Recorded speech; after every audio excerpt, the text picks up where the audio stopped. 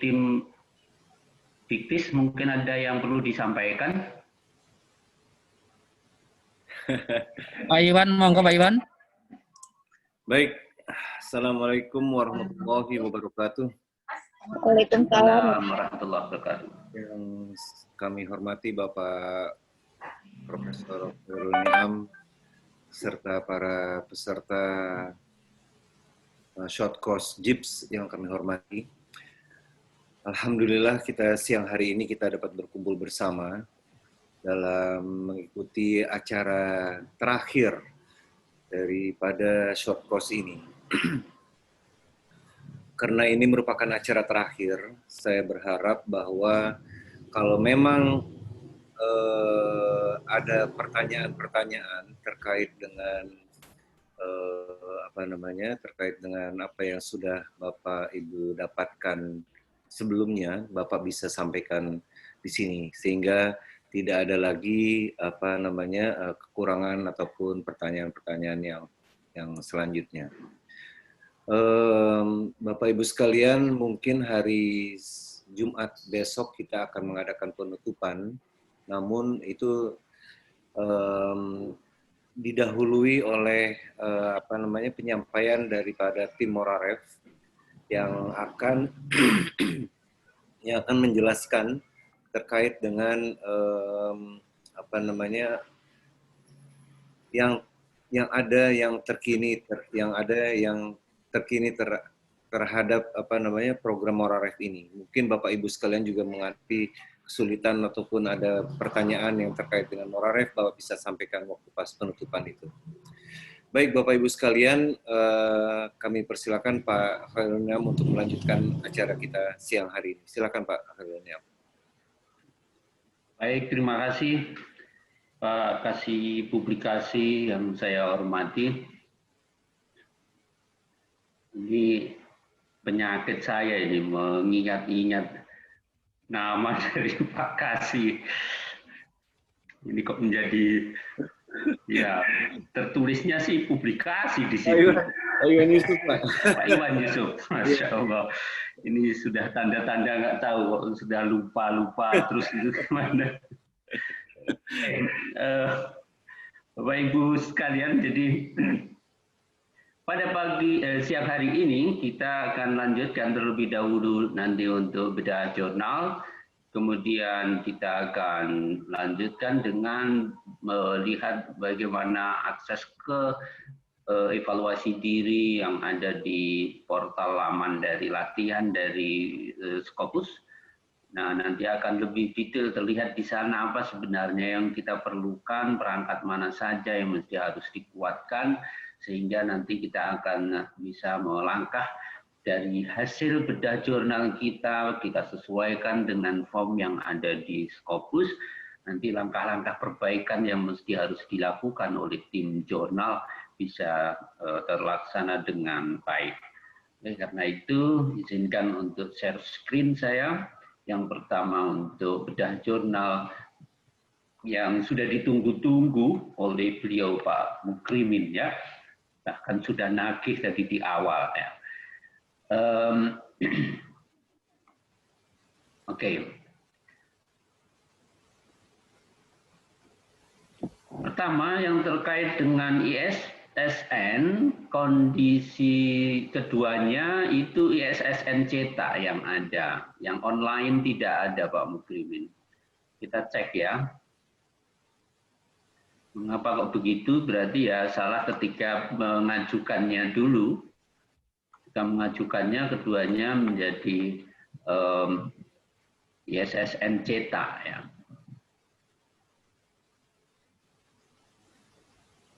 Al-Ulum.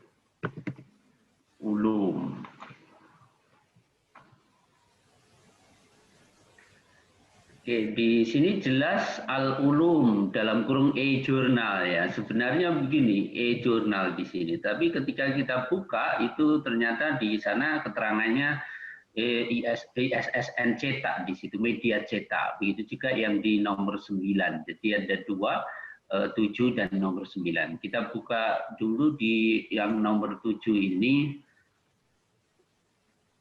Maka jelas di sini keterangannya adalah bahwa ini media cetak ya. Walaupun di depan itu diberi nama terbitan Al-Ulum dalam kurung e-jurnal. Nah, ini juga akan berpengaruh nantinya kalau namanya seperti ini di ISSN, maka nama-nama yang berikutnya itu tidak boleh Al-Ulum saja. Nah, ini kan namanya Al-Ulum e-jurnal. Ini melekat. Nah, kalau ingin melakukan koreksi, mestinya silakan harus dilakukan koreksi ke PDI ILIVI dengan penyebutan nama ini, Pak Mukrimin. Ini sangat urgent ini nanti ketika akan melakukan proses indeksasi di mana-mana, maka menyesuaikan nama ISSN itu dengan nomor ISSN itu dengan nama sesuai dengan yang diajukan di sini. Nah, nama terbitannya ini begini. Oke ya. Ini problem yang menurut saya adalah agak serius di sini dari sisi penamaan ya. Serius segera dilakukan satu komunikasi ke PDI LIVI untuk koreksi dari sisi nama dari jurnal ini ya. Namanya Al-Ulum, kemudian itu adalah pengajuan untuk online, media online begitu. Jadi bukan namanya e-jurnal. Kalau boleh tahu ini yang mengurus tahun 2015 itu kira-kira bukan Pak Mukrimin kan ya? Nasar Pak. Oh ya, jadi silakan nanti berkomunikasi dengan yang mengurus dulu itu bagaimana ceritanya biar mudah untuk melakukan tracking dan juga mengurusnya ke PDI ILIVI. Kemudian yang Ulum yang di nomor 9 ini juga lah ya kan namanya Al-Ulum saja kan di sini kan berbeda dengan yang tadi itu. Oleh karena itu ini juga media cetak di sini.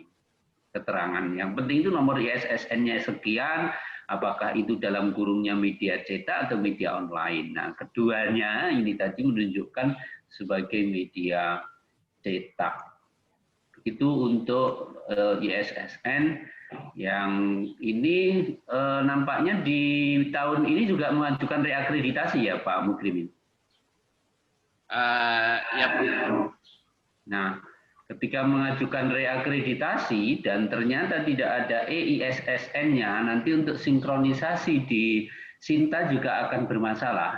Seperti kasusnya satu jurnal di UIN Sunan Ampel itu, Jurnal Komunikasi Islam, itu memang dulu transisi dari cetak ke online. Ketika pengajuan dulu mendapatkan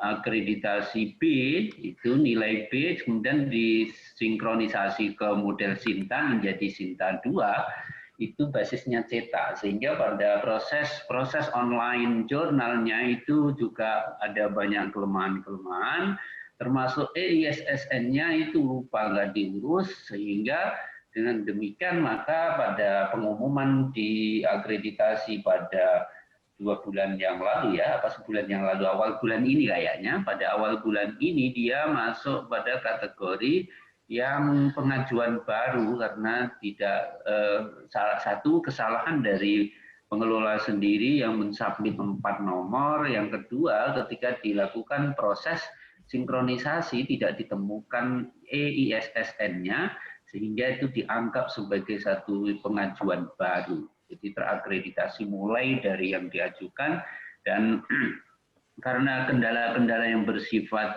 manajerial di OJS-nya itu akhirnya penilaiannya mengalami penurunan dan tidak lagi di Sinta 2 masuk kepada Sinta 3. Itu resiko-resiko yang diakreditasi ya akan terjadi kemudian di samping substansi yang lain yang dipertimbangkan.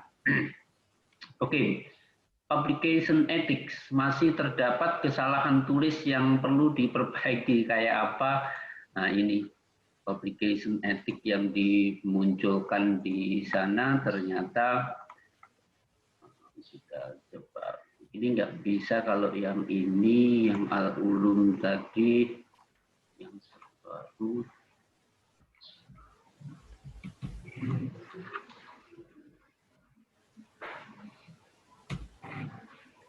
Oke, publication ethic.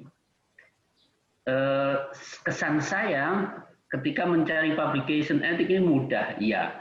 Tetapi bahwa halaman jurnal ini minimalis ya. Jadi daya tariknya kurang. Untuk membuat satu daya tarik yang lebih indah, maka silahkan untuk pengembang dari web ini, tim IT-nya untuk melakukan satu ijtihad untuk membuat halaman ini menjadi menarik.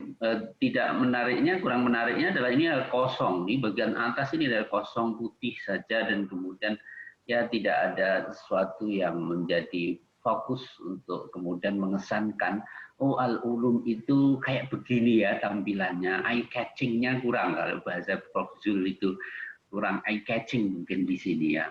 Nah, kalau Al-Ulum tulisannya ya oke, ini menjadi berpenciri di mana-mana seperti ini, tapi kemudian pada ranah laman homepage-nya itu menurut saya akan sama nasibnya dengan Journal of Indonesian Islam kalau diajukan ke indeksasi itu Journal of Indonesian Islam mempunyai nilai kekurangan pada daya tarik dari webnya, itu harus diperbaiki. Pada waktu itu seperti itu.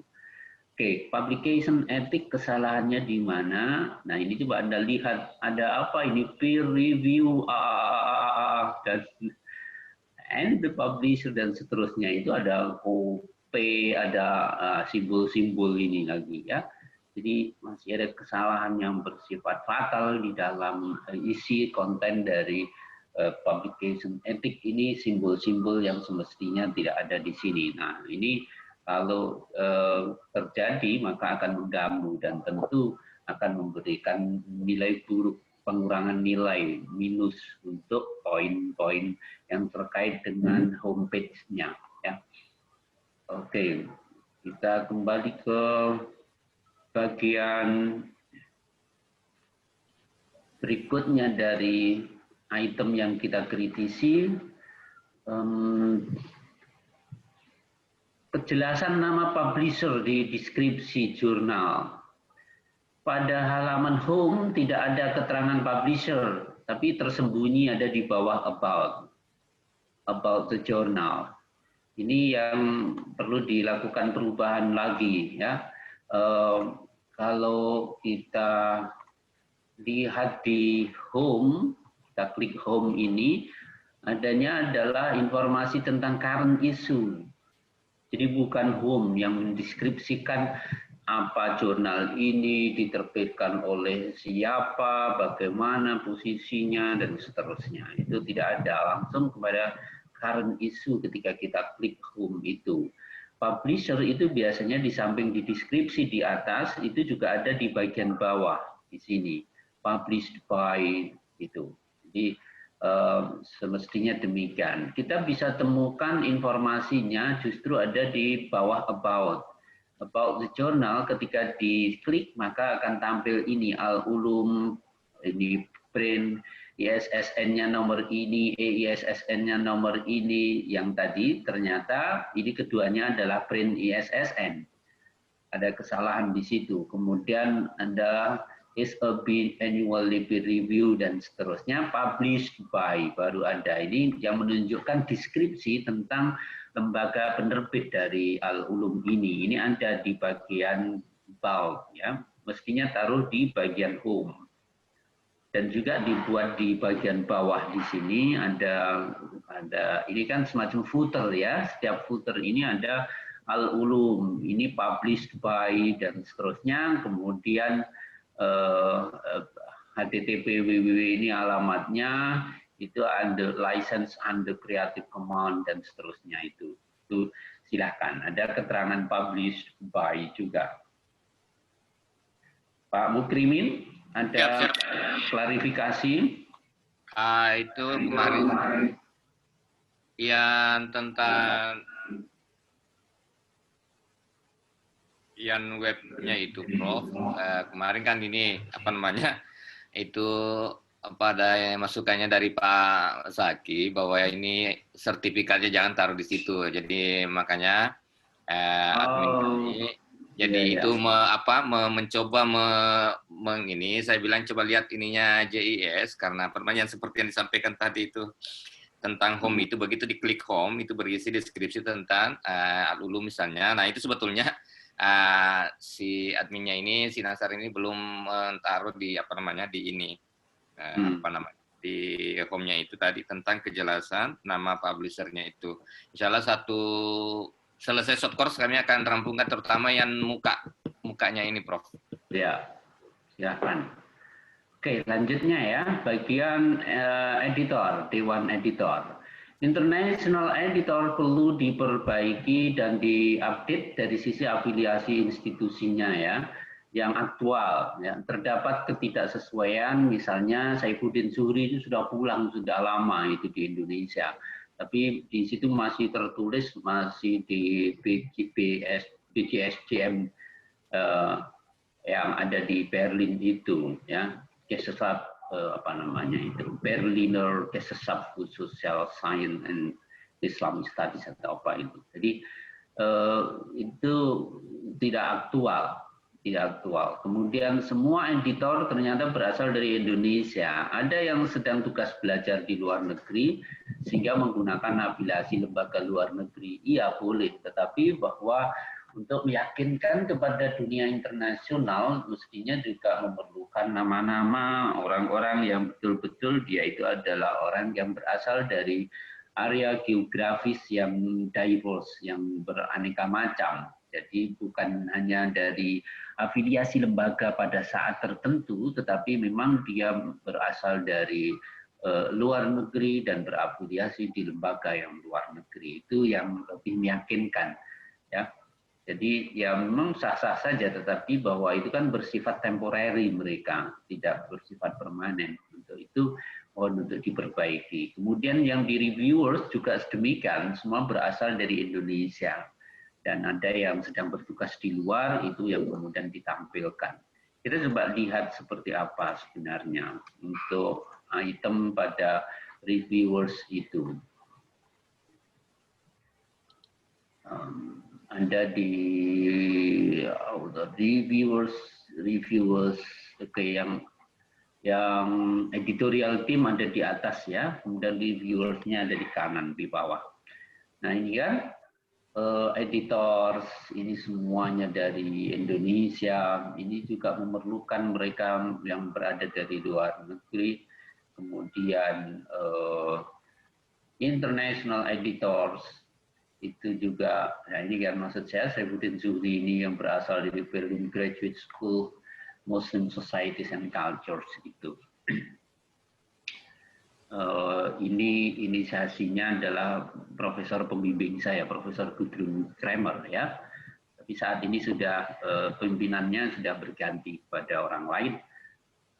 Pada saat saya di sana masih belum ada lembaga ini, hingga kemudian bersyukur ada alumni kita dari sana, Pak Syafiq Hasim, kemudian disusul Saifuddin Zuhri, dan ada beberapa nama yang saya kurang tahu persisnya seperti apa posisinya.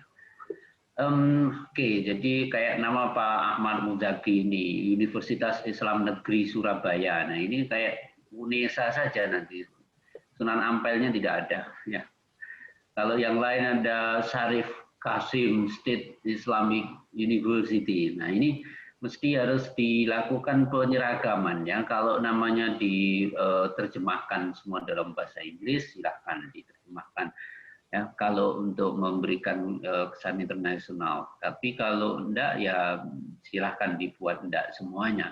Jadi konsisten di sini. Ini kan ada perbedaan-perbedaan antara yang Winsa Surabaya dengan yang Syarif Qasim ini, Winsuska itu.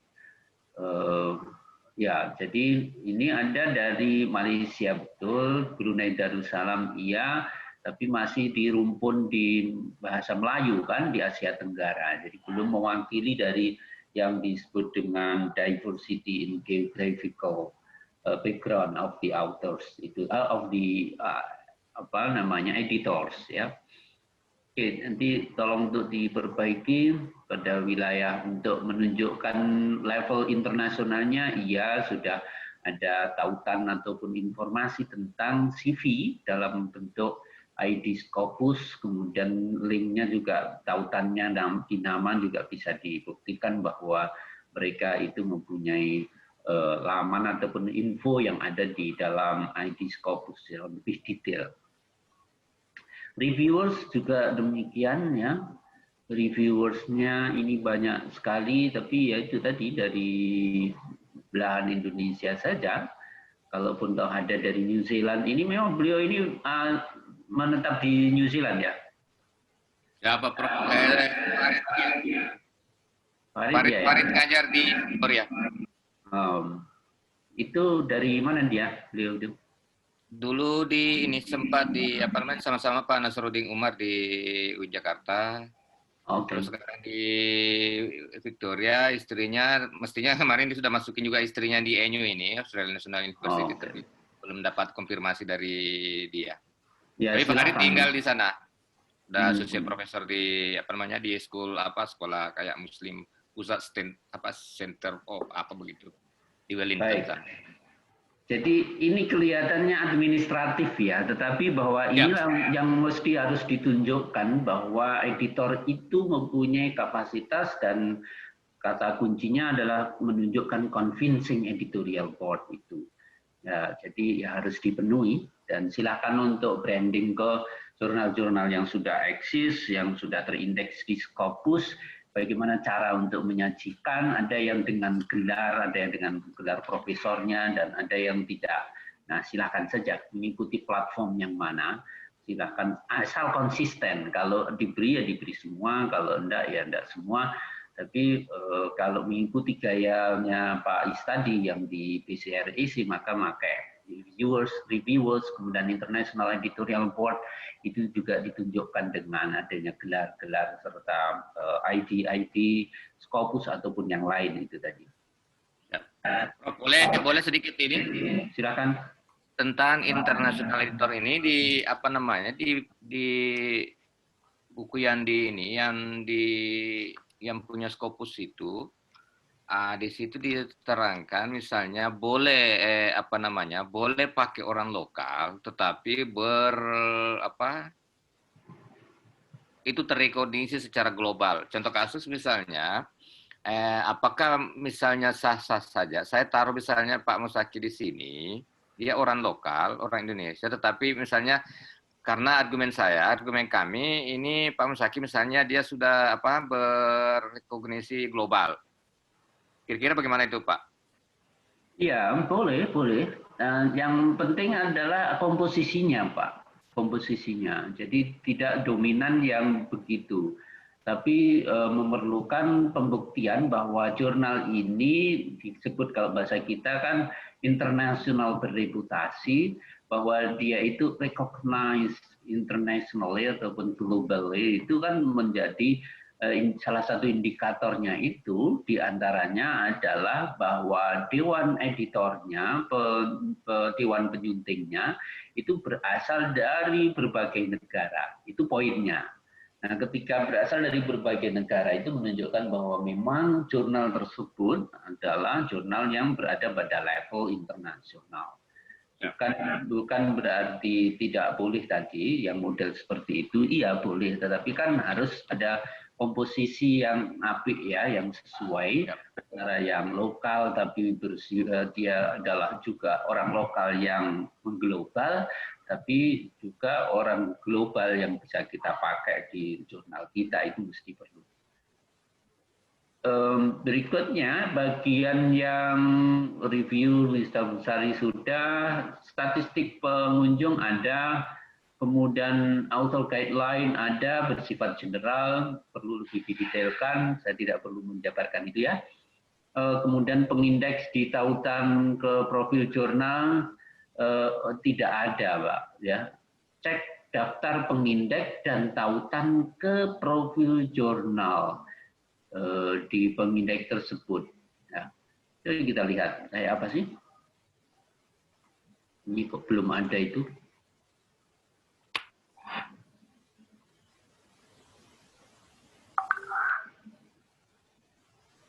Secara khusus daftar pengindeksnya di mana, Mbak? Ada enggak? Indeks sih Pak. Mana? Di atas atau di kanan? Oh ini ya, oke. Maaf, saya nyarinya sulit tadi. Sorry. Nah, karena tersembunyi ini makanya saya sebut tadi tidak ada. Karena yang ada di kembali ke laman depan ya tadi, yang ini kan hanya Sinta saja yang tampil di situ, ya. Yang tampil di home di current ini hanya Sinta saja. Sehingga saya jadi nyari-nyari tidak nemu, kemudian ternyata ada di sini ya. Oke, indexing ke DOAJ-nya langsung link apa tidak? Ya, Al-Ulum DOAJ jelas ya. Kemudian ke Moraref sudahlah ya, yang lain ya, ke Globe EthicsNet.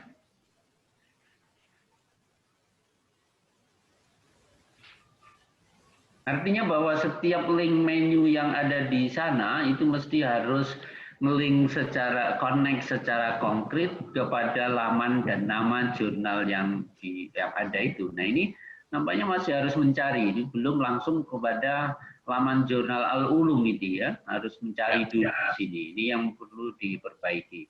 Nah, begitu juga yang lain nanti coba dicek ya. Biasanya Crossref juga begitu. Ada banyak yang, nah ini kan masih harus mencari lagi ya dari di sini. Mestinya pada laman yang sudah menunjukkan hasil pencarian itu. Oke, berarti kita perbaiki ya pada bagian catatan untuk yang ini tadi. Ada ya berarti. Tapi perlu dicek ya, perlu dicek.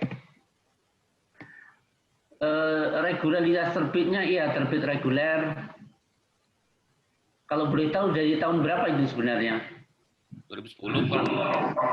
Tahun? 2010. Oh 2010 ya, adik tingkat kita lah ya, terpaut 3 tahun dengan JIS. Fokus and scope-nya ini saya kira sangat global ya, perlu lebih dideskripsi. Al-Ulum fokus on Islamic studies in broad context with regard but not limited to education, jurisprudence, philosophy and thought, dan koma economics. Silakan nanti bagaimana membuat jadi tampilan dari fokus and scope ini mudah, tegas, deskriptif ataupun jelas gitu ya, sehingga arah dari jurnal itu nanti akan bisa dipahami oleh pembaca, calon penulis dengan mudah. Itu juga oleh penilai. Salah satu kekuatan adalah citasi di Scopus tadi saya lihat ada 18, keren. 18 sudah melampaui dari yang lain-lain. Ini ya buktinya ada di bawah ini. Al-Ulum ada 18 ini. Walaupun ada Al-Ulum yang lain, tetapi yang Al-Ulum langsung ini menunjuk ini ada 18. Sebagai catatan untuk yang pertemuan yang lalu itu, yang dari UIN Jogja ya, psikoterapi apa itu kemarin itu?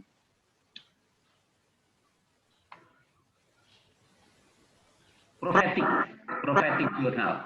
Iya. Prophetic Journal itu ya itu problemnya ketika diklik dengan nama yang sesungguhnya itu tidak menghasilkan pencarian yang langsung kepada nama itu di sumber di Scopus ya. Ini yang kemudian akhirnya menjadi kendala. Oleh karena itu solusinya, kemarin kita belum sempat memberi informasi, solusinya mestinya juga di laman jurnal itu untuk di setiap artikelnya itu juga ditulis bagaimana cara pengutipannya. Ada petunjuk pengutipannya bagaimana di sana. Sehingga biar tidak bervariasi seperti yang terjadi. Ada yang profetik saja, ada profetika jurnal, psikologi, dan seterusnya. Itu yang akan merumitkan di dalam proses untuk melakukan tracing untuk di dokumen-dokumen di Scopus nanti kalau tidak aneka macam itu. Saya kira itu ya yang untuk Al-Ulum. Mungkin ada pertanyaan Pak Mukrimin? Sudah dipahami. Oke, terima kasih. Kalau begitu Terima kasih.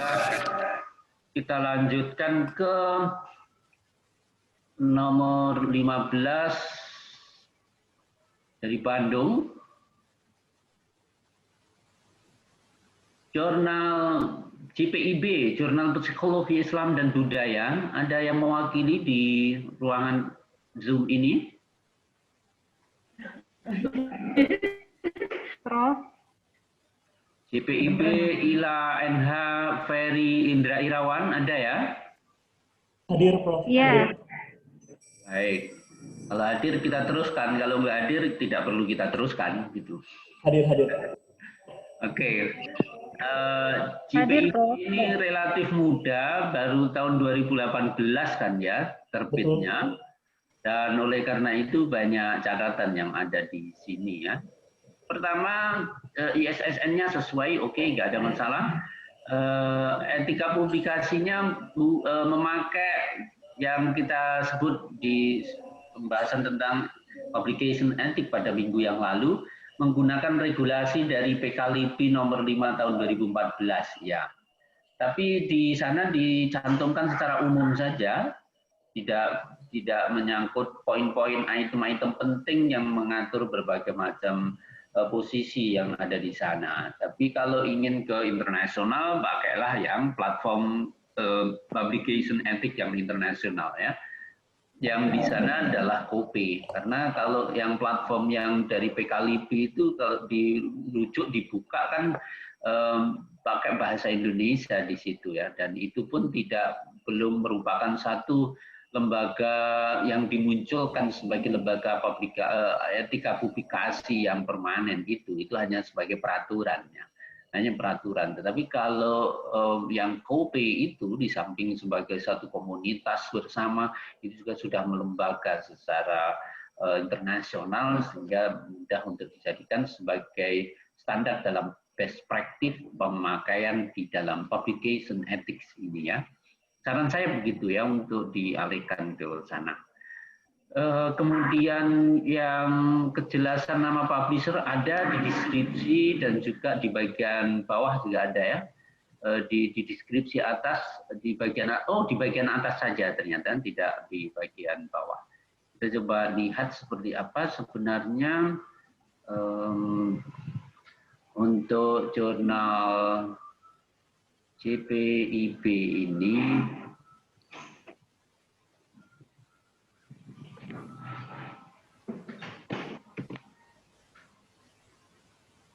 jurnal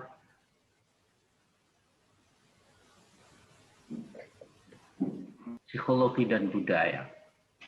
Kalau kita cari jurnal psikologi dan budaya tidak muncul di sini di PDI LIPI, tapi kalau jurnal psikologi Islam dan budaya itu bisa. Kalau tadi JPIB.2 jurnal psikologi itu tidak muncul, walaupun namanya yang jelas seperti ini, lengkap ini. Nah, itu sudah betul, sudah sesuai.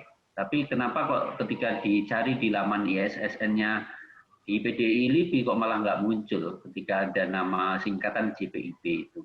Prof, untuk cara penulisannya jadi JPIB spasi titik 2 spasi psikologi Islam dan budaya. Jadi bukan JPIB titik 2, Prof. Tadi. Ya. Jadi karena kesalahan cara penulisan tadi ya. Betul, Prof. Oke, terima kasih. Kemudian tadi yang kita bicarakan adalah publication ethic ya. Publication ethic ini jelas disebut pakai regulasi PKLIPI nomor 5. Tapi hanya sampai di sini saja. Apakah ada ini detailnya?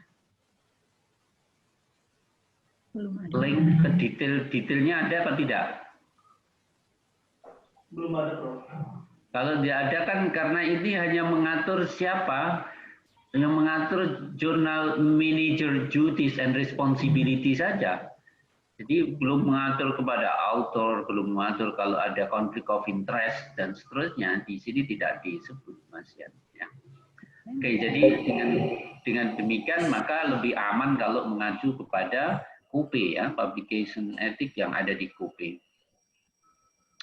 Tadi setelah apa tadi yang terkait dengan item mana tadi?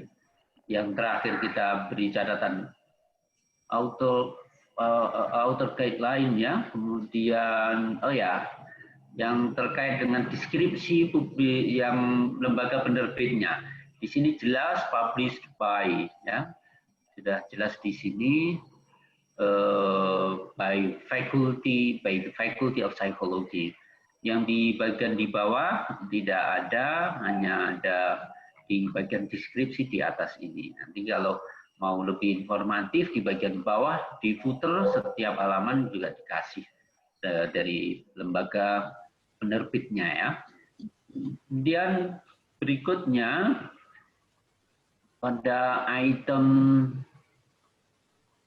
yang terkait dengan kejelasan nama publisher editor. Penyebutan di menu kanan editorial board,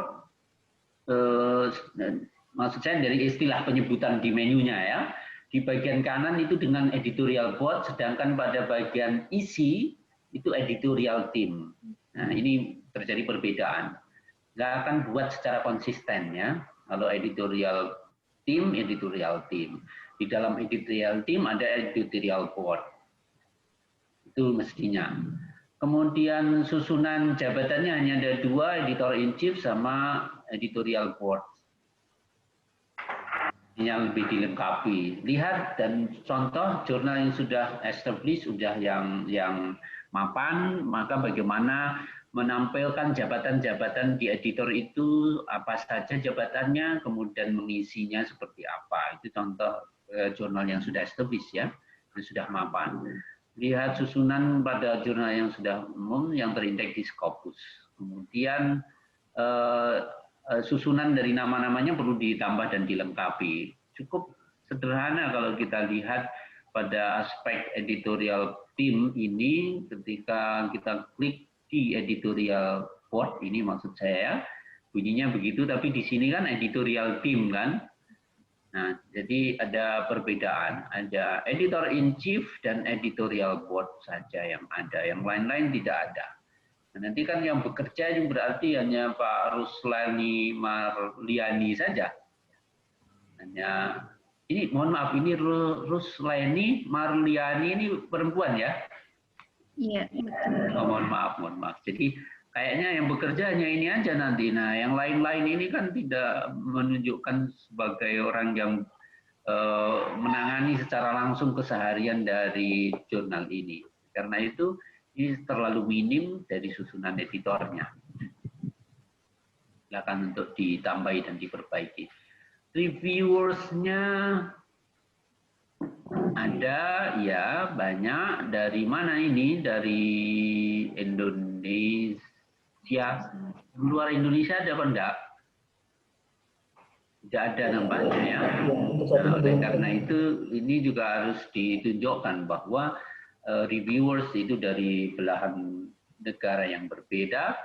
Di samping yang editor itu juga sangat penting untuk susunan International Editorial Board, International Advisory Board, atau apalah yang penyebutannya, itu minimal dari 5 negara, dari 5 benua. Bukan hanya Asia Tenggara, tetapi juga menunjukkan dari benua yang berbeda. Tidak hanya Asia, tapi harus Eropa, Amerika, Australia, Afrika.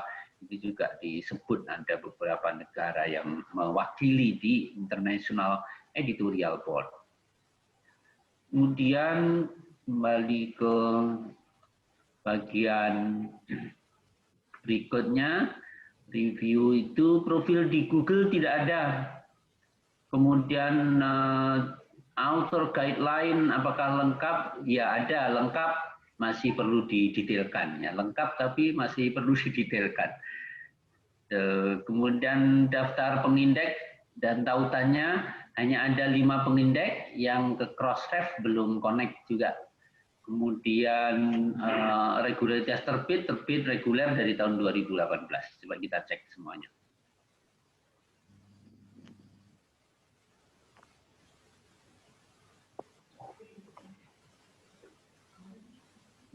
Oke, jadi ini abstracting and indexing-nya ya, hanya ini.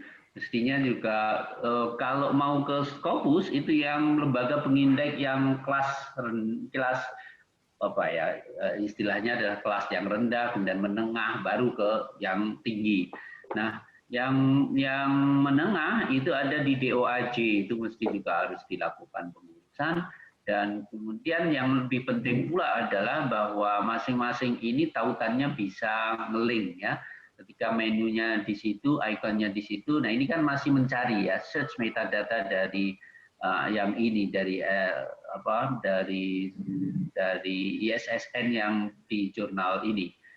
Mesti langsung kepada laman yang sudah ketemu ya dari pencarian itu di Crossref. Itu maksudnya. Kalau yang lain-lain silakan untuk dilihat lagi apakah dimension ini bisa connect. Ya, kan ini munculkan jurnal psikologi Islam dan budaya. Ada di dimension. Yang seperti ini maksudnya ya.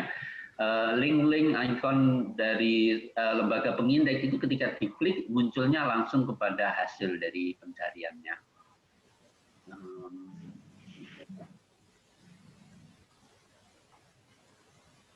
Oke, tadi yang terkait dengan bahwa terbit dari 2018 itu ya masih relatif baru memang.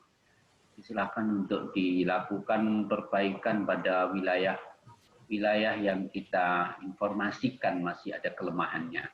Berikutnya profil Google tidak ada, ya, nggak usah saya jelaskan lagi. Kemudian auto guideline tadi general, ya ada lengkap tapi masih general. Kemudian ada ya terbit itu, kemudian fokus and scope-nya itu mestinya juga lebih detail lagi. Tidak hanya seperti ini, with qualitative or qualitative approach to understand the psychology process of individual group and communities in Muslim and or cultural context. Nah, jadi ini bagaimana ijtihadnya untuk bisa membuat informasi yang lebih mudah bagi pembaca, bagi calon penulis, dan bagi reviewers nantinya. Akses ke jurnal, laman jurnalnya oke, citasi di Scopus ada satu. Sudah ada satu, jadi masih perlu berjuang dengan segenap tenaga dan segalanya ya.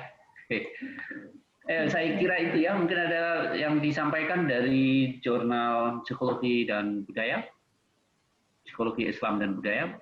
Baik Prof, untuk Crossref 2 hari yang lalu saya cek masih bisa connect, cuman kurang tahu kenapa bisa jadi kayak gitu. Paling nanti mau diupdate lagi sekarang Prof. Nah untuk DOAJ kita proses, kita udah mengajukan 3 bulan yang lalu, tapi masih dalam antrian, belum diproses juga sampai sekarang, Prof. Ya, DOAJ memang sekarang lama, yang ada perwakilan editor dari DOAJ juga di Indonesia. Silakan itu untuk berkomunikasi dengan kawan-kawan RCI dan Bandung kan kuat ya. Pada konteks itu silakanlah untuk wilayah teknis itu ya. Kemudian ya saya kira itu ya untuk jurnal psikologi Islam dan budaya. Baik, saya akan lanjut ke ini ya, re-evaluation of Scopus submission.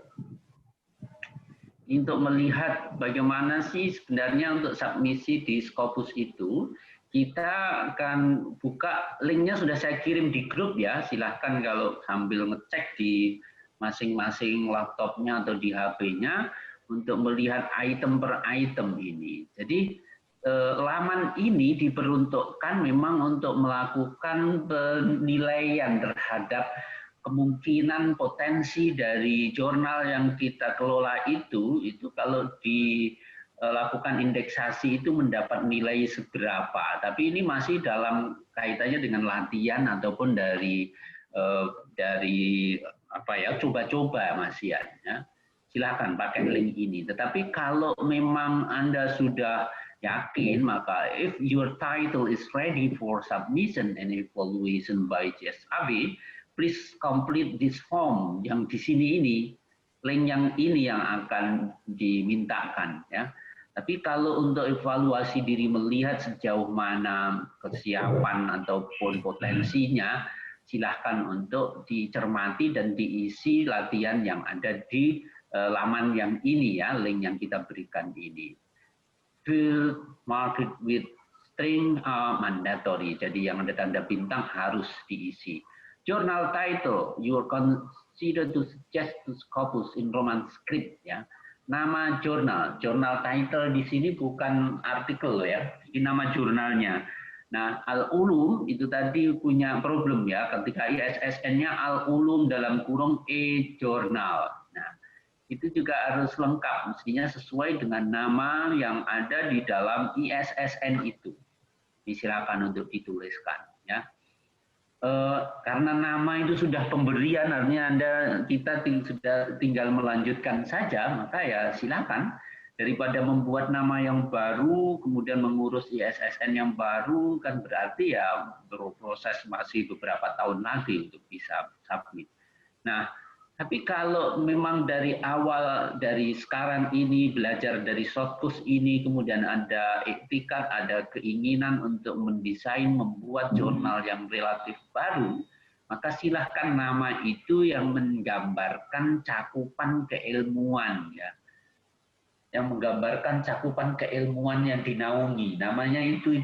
Tidak perlu untuk memberikan nama yang di situ nama pinjaman. Ya. Kayak Al-Ulum, Al-Albab, kemudian yang Imam Bonjol itu apa? Ta'lim, kemudian apa lagi? Itu trennya pada, ya dulu memang begitu, membuat nama dengan inisial umum seperti itu. Tapi kemudian yang lebih penting adalah yang jelas naungan keilmuannya di nama itu konkret ya, dan kemudian dari situ akan jelas pula dari perspektif apa kira-kira perbedaan distingsi dengan nama-nama lain yang sudah ada, sehingga dengan demikian nanti akan jelas bahwa ini mempunyai kontribusi tersendiri pada bidang keilmuan itu yang berbeda dengan jurnal yang sudah ada. Oleh karena itu ya harus mencari, searching dulu, kalau sudah menemukan nama yang konkret, coba dicari di jurnal ataupun di Scopus atau di laman-laman yang lain, nama tersebut sudah ada atau belum, atau di PDII LIPI ya. Ketika sudah ada maka perlu memberikan distingsi. Journal of Indonesian Islam tentu lebih dahulu terbit daripada jurnal yang dipublikasi yang diterbitkan oleh IAIN Salatiga, Indonesian Journal of Islam and Muslim Societies itu ya. Nah itu lebih tentu karena ada beda namanya ya, ada beda namanya. Tapi ada kata kunci yang sama sehingga ketika di Scopus kita cari Journal of Indonesian Islam misalkan, maka akan muncul dua nama itu. Satu jurnal Indonesian Journal of Islam and Muslim Societies dan kemudian Journal of Indonesian Islam. Jadi ini tak pentingnya nama ya. Prinsipnya ketika mengisi form ini Anda harus menyesuaikan dengan ISSN. Tetapi sekali lagi kalau Anda ingin membuat yang baru, buatlah dengan cara yang seperti itu. Konkret, spesifik, dari bidang keilmuan yang dinaungi dan menunjukkan perbedaan distingsi yang kontributif pada bidang keilmuan yang dicakup, yang dinaungi oleh jurnal. Your name and surname ini yang terkait yang mengajukan ya, posisinya sebagai apa? Apakah sebagai siapa yang boleh mengajukan ini? Ya boleh saja editor in chief, executive editor ataupun siapa ya, managing editor. Tapi yang jelas bahwa ini nanti untuk menunjukkan yang correspondingnya siapa. Perannya apa, dari mana, emailnya seperti apa. Ya. Kemudian ini after filling in the answering survey question, this result comment will be sent at a provided email address. Maka ini harus dicentang persetujuannya ya. Kemudian agreement on personal data collection di sini. Dan ya. Jadi harus dicentang di sini. Oke, yang kemudian yang berisi tentang informasi jurnal. The journal has a minimum of 2 years publication history. Setelah 2 tahun baru boleh untuk mengajukan indeksasi ke Scopus. Artinya jurnal Psikologi Islam dan Budaya dari Bandung yang terbit tahun 2018 itu sudah boleh, tetapi kan kita harus melihat yang kriteria yang lain nantinya. Dari sisi umurnya sudah memungkinkan ya. Kemudian ini si centang, yes atau no. Kalau no ya berarti ya tidak eligible. Jadi di sini ada keterangan kan, for a journal to be considered for Scopus, it need to be at least 2 years old. Ini masalahnya. Jadi minimal 2 tahun. Kemudian yang nomor 2 itu journal has a unique title, not identical to one we already indexed in its Scopus. Ini yang peluangnya besar. We do not recommend to use the title and submit the journal with the title which is identical with to already existed indexed in Scopus. Ini yang menjadi tantangan bagi jurnal-jurnal misalnya di ekonomi, Islamic law ataupun di law atau yang di bidang-bidang yang lain yang sudah banyak itu. Nah, karena kalau di psikologi ini juga berat tantangannya ya. Psikologi itu kalau kita klik ada 1.300-an loh yang sudah terindeks di Scopus. Dengan demikian maka ya berat kalau ingin membidik pangsa keilmuan itu bidang psikologi ini, maka ya Anda harus menunjukkan distingsi dari sisi nama dan begitu juga konsekuensinya pada yang lain-lain nantinya. Oke.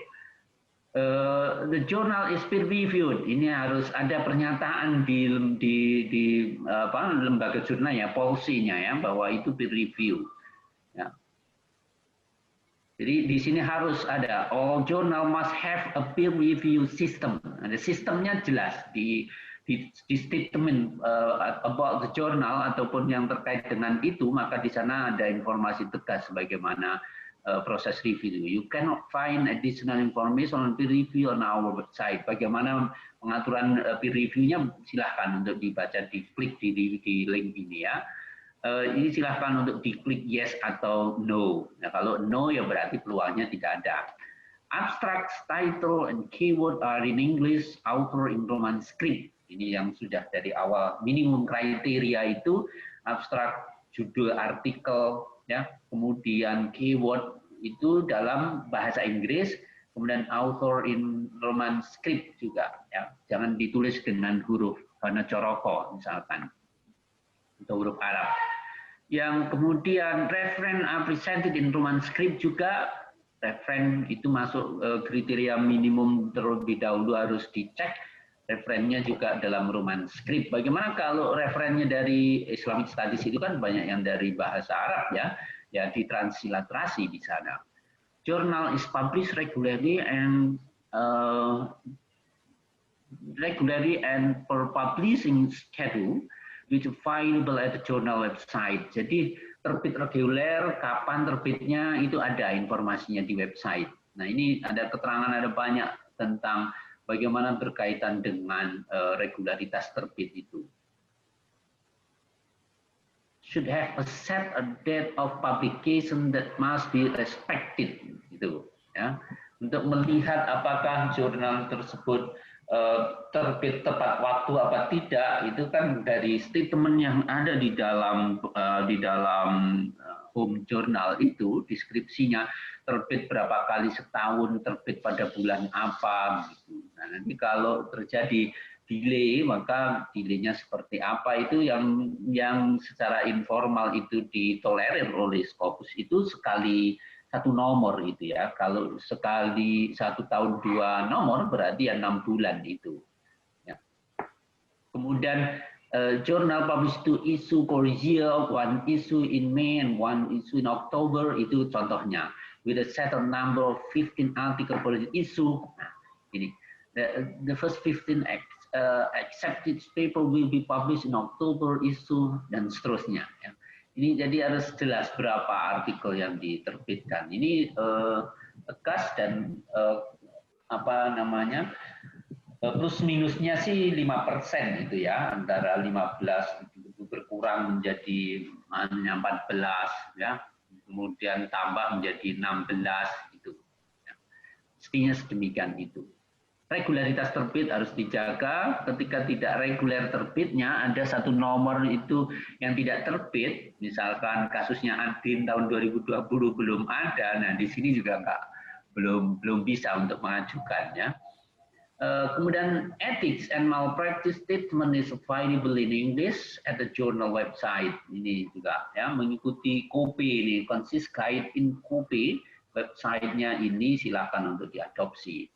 Nah, lebih konkret lagi itu yang mengatur tentang editor, an editorial board, journal has editorial board, ya harus ada ya, the full name and affiliation of the member, their rule are provided on the journal website, kemudian journal provided contact information of the editorial office and the journal website. Ini informasi yang penting ada di dalam kontak. Itu kalau OJS selalu ada kan di bawah about itu ya, konkret di sana. Ya silahkan untuk item ini ditiru pada jurnal yang sudah mapan dan kemudian harus disiapkan, harus ada dan kemudian dicentang yes. Kalau no ya janganlah. Pokoknya di sini jangan centang yang no. Kalau centang yang no berarti kurang eligible untuk bisa indeksasi. Kemudian yang berikutnya adalah all following aspect author their responsibility are covered in the journal website. Ini berkaitan dengan bagaimana pengelolaan dan yang terkait dengan etika publikasi, yang terkait dengan author, apakah ada charge, ada fee, manuskrip processing, apa enggak, kemudian apakah author all author have significantly contributed to the research, ya itu kan aturan main yang di authorship yang ada di publication ethic itu kan juga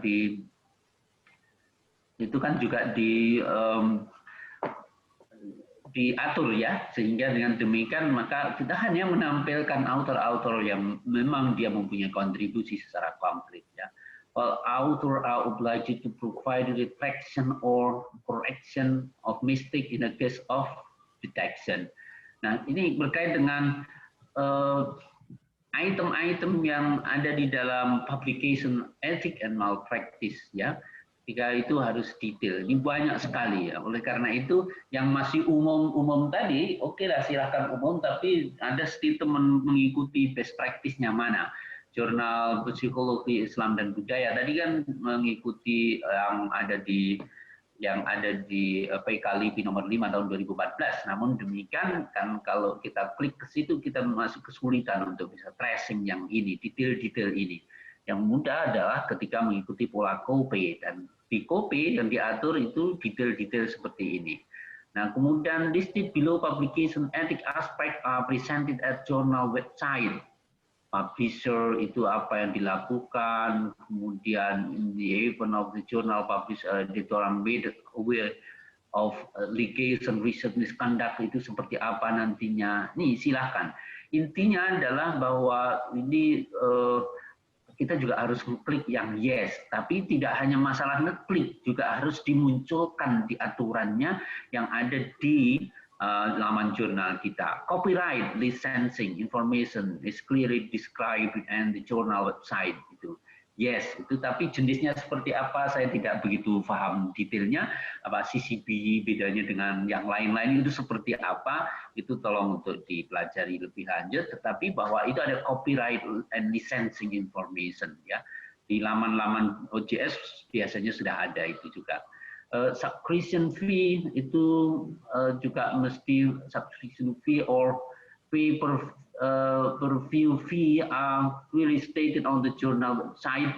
Nah dari sisi ini ada enggak membayar apa enggak? Kalau ini boleh milih sesuai dengan kenyataan yes atau no. Open access apa enggak gitu ya? Ada kaitannya dengan itu.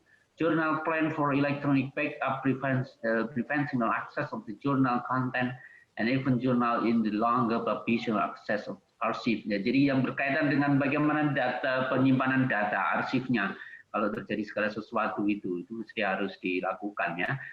Servernya kan juga ada backup servernya itu. Jadi mestinya harus juga diklik yang yes ya. Information about the ownership and the management of the journal is clearly indicated on the journal website. Jadi ini untuk menghindari dari tadi malpractice ketika ada rebutan dari publisher itu ya. silakan. Makanya itu penting siapa yang publikasi itu dan siapa yang punya hak terhadap publikasi itu, sehingga published by itu ada jelas informasinya di depan ya. Ini kaitannya juga ada di pertanyaan yang ada di Scopus waktu mengisi untuk indeksasi. Journal has ISSN or ISSN ya, confirmed by International ISSN Center. Ya, PDI kan sudah ngelink ke sana ya. Kalau ada masalah selesaikan terlebih dahulu. Kemudian yang nomor 9, journal has declared website in English alone or in addition to website in local language. Ya tentunya kalau website ini ya dalam bahasa Inggris ya. Kalau yang berkaitan dengan isi PDF itu boleh saja dalam bahasa yang lain. Kemudian author instruction guide for the author are available in English at the journal website. Ya, jadi harus ada. Kemudian aim and scope are available in English and presented at the journal website. Ya, itu menjadi guidance di dalam penulisan artikel-artikel dan publikasinya. Nah, geographical diversity ini, editor itu dari mana saja, according to climate journal aim and scope, sesuai dengan bidang keilmuan yang menjadi fokus dari jurnal itu, aim and scope-nya itu harus ya, editors itu tidak hanya mempertimbangkan asalnya, tetapi juga bidang keilmuan. Kemudian author juga according to the climate journal aim and scope juga begitu ya. Bidang keilmuan dari author itu juga sesuai dengan yang scope-nya. Jangan sampai jurnal yang di bidang Islamic Architecture, nah ini perlu disinggung pada hari ini karena hari ini di BTKI tambah satu jurnal yang terindeks di Scopus. Kita ucapkan selamat ke Journal of Islamic Architecture UIN Maulana Malik Ibrahim Malang yang sudah lama sekali berusaha untuk terindeks di Scopus. Pada 2 tahun yang lalu punya problem yang terkaitan dengan akses, kemudian pada waktu CSAB menilai itu ternyata servernya ada masalah sehingga diberi embargo, dan sekarang hari ini ada informasi bahwa terindeks di Scopus. Kita ucapkan selamat di situ. Nah, yang terkait di Journal of Islamic Architecture kan berarti di sana tentang Islamic Architecture. Kalau menulis tentang pendidikan Islam ya tentunya tidak pas, tidak ada kaitan dengan bidang keilmuannya, dan oleh karena itu author harus ya berkaitan dengan Islamic Architecture ini, bidang keilmuannya harus sesuai yes atau no gitu ya, sesuai dengan klaim dari aim and scope jurnal apa enggak. Yang nomor 13, journal document are cited by Scopus sources. Nah, nomor 13 ini nomor keramat ini. Dan nampaknya ya ini, keramat yang bagian ini. Mengapa keramat? Karena itu sudah tersitasi di Scopus seberapa. Ya, ada yang tadi, ada yang belum, yang di jurnal ini ya, yang di kelas ini. Ada yang belum, ada yang 1, ada yang 4, ada yang 5, ada yang 10, ada yang 12, ada yang 18, ada variatif. Tapi untuk ilmu sosial dan humaniora itu rentang antara 10 sampai 15 itu sudah menunjukkan bahwa dokumen are cited by Scopus sources itu sudah ada. Nomor 14, journal editor expert in subject area covered by the journal. Sesuai ya, editor jurnal itu dengan bidang keilmuan yang dinaungi oleh jurnal. Yes atau no. Journal has DOI, semuanya sudah punya DOI. Content quality, nah dari sisi content quality-nya, jurnal consistently publish article that are consistently sound and relevant to the international academic professional audience in the field. Di Pak Zaki kemarin sudah memberikan highlight secara konkret di pertemuan yang lalu. Kontennya seperti apa, consistent scope ini, kesesuaian dengan scope dari jurnal itu harus. Kalau ada yang tidak berarti ya indikator itu. Kalau memang ada satu yang nyelip di situ sudah terlanjur ada, maka ya jangan disubmit yang nyelip seperti itu ya. Untuk kepentingan ke Scopus hanya butuh 9 artikel saja. Kemudian yang nomor berikutnya adalah table and figure are in article are clear and well configured. Ini berkaitan dengan instrumen berupa figure ya. Kemudian tabel. Yang kemudian yang terakhir adalah the abstract are clear, easily readable, and provide an excellent comprehensive summary. Menulis abstrak yang baik sudah diberi poin-poinnya sama Pak Zaki kemarin.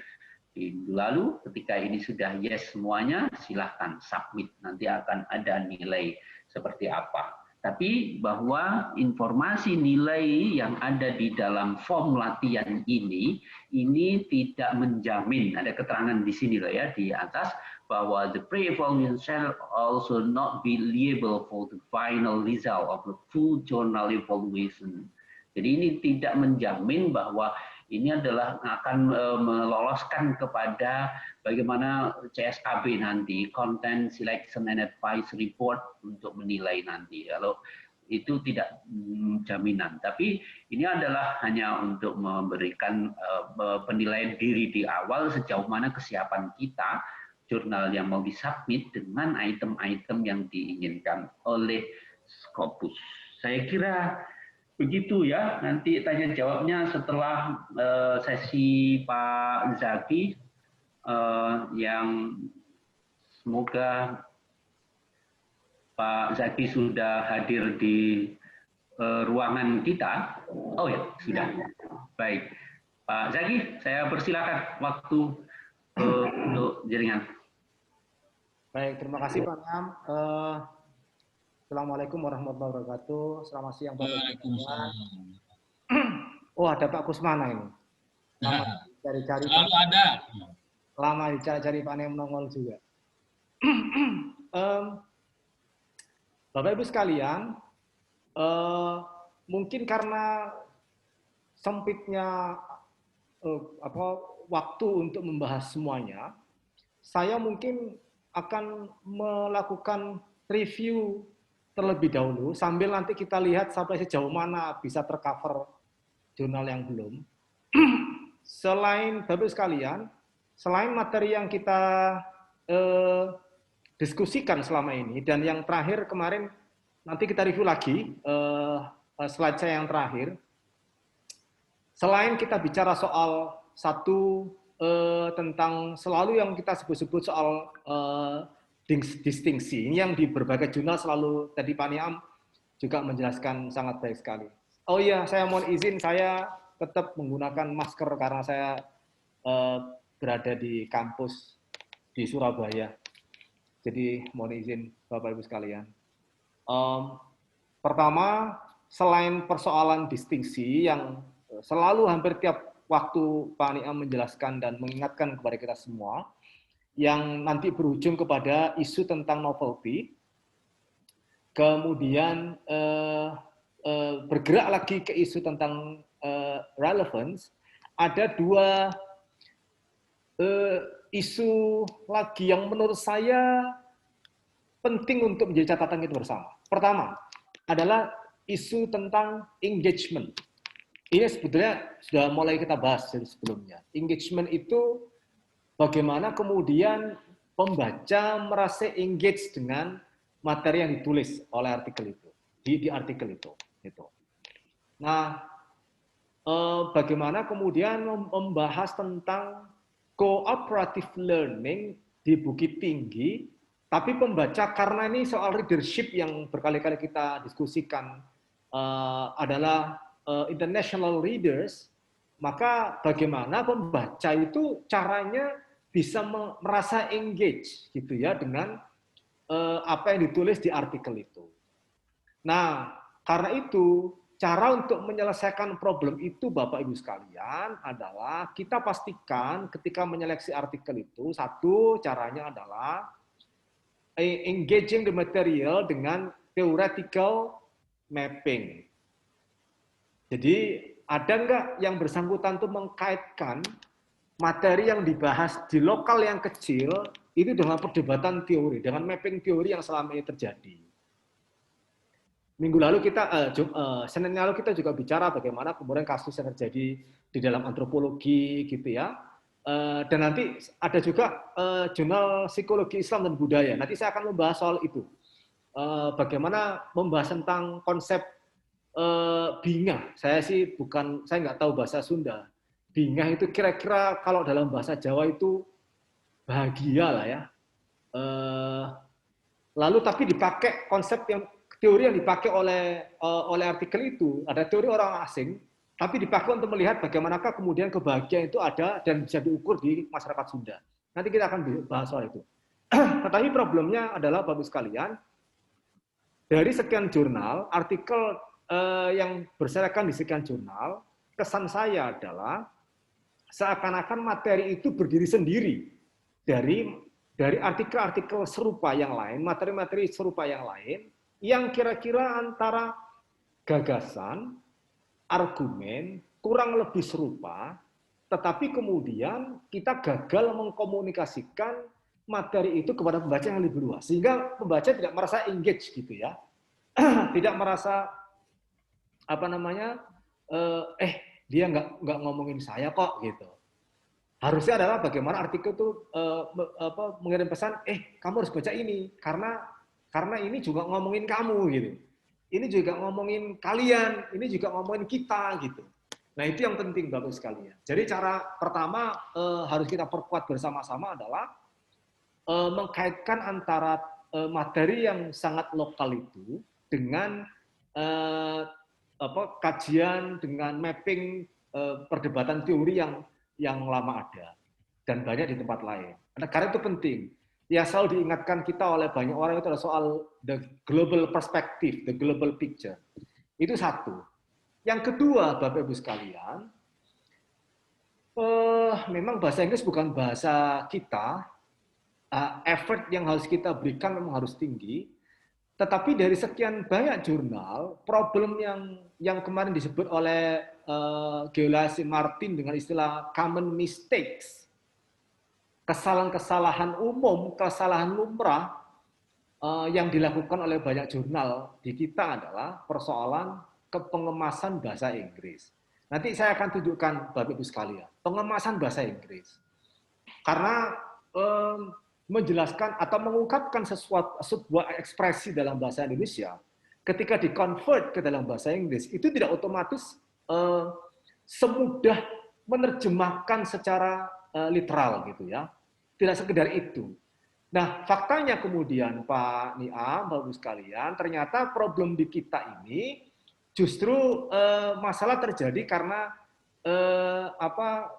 karena kita teman-teman di jurnal gagal mengambil substansi menerjemahkan antara body dan ruh gitu ya, antara kulit dan isinya. Nah, kulitnya itu bahasa Inggris, isinya bahasa Indonesia. Gitu. Isinya bahasa Indonesia. Belum lagi nanti kita bicara soal tenses lah ya, yang sangat common mistakes. Soal tenses gitu. Di beberapa jurnal, bahkan saya juga ngecek di jurnalnya Prof. Zuliati, jurnal Nobel, itu saya menemukan artikel yang tensesnya juga menggunakan bentuk lampau. Walaupun sebetulnya tidak berimplikasi apa-apa, tetapi nanti implikasi realnya kalau kita tidak hati-hati adalah ini akan berujung kepada itu dulu. Gitu. Sama dengan bercerita begini, Pak Mukrimin itu cakep sekali ya, keren orangnya, good looking kata Pak Menteri, kira-kira good looking. Tapi ada penjelasan tambahannya dulu gitu. kan nggak enak, bunyinya itu kan selesai Pak, dulu gitu, bunyinya selesai jadinya. Nah gitu Bapak Ibu sekalian, saya akan mengajak Bapak Ibu sekalian untuk menelaah beberapa yang sudah saya selesaikan. Kita lihat yang artikel yang ada di jurnalnya Pak Kusmana dulu, yang sempat beliau tidak hadir waktu itu. Kita lihat bersama-sama. Ups, saya tidak jadi host Pak Niam, jadi saya nggak bisa share screen Pak Niam.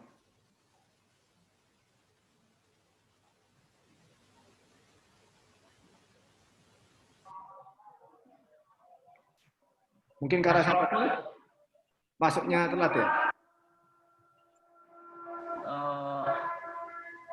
Mas Rohul mohon Pak Zaki dijadikan co-host.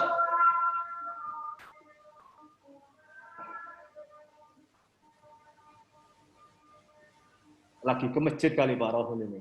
Oh iya. Oke, saya aja ngaji. sambil kita nunggu perubahan status saya.